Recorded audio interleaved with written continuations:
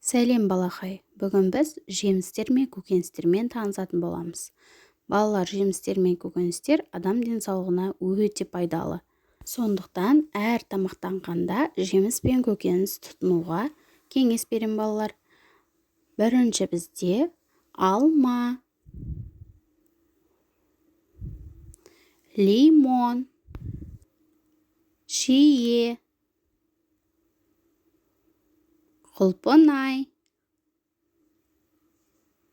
алмұрт, жүзім, ананас, қызанақ,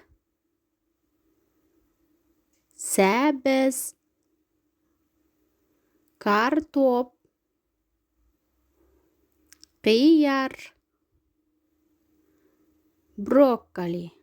Балалар, міне бізде жемістер мен көкөністің түрлері өте көп. Соларды жаттап, есте сақтап аламыз. Каналға тіркеліп, лайк басып отырыңдар балалар. Сау бол балақай.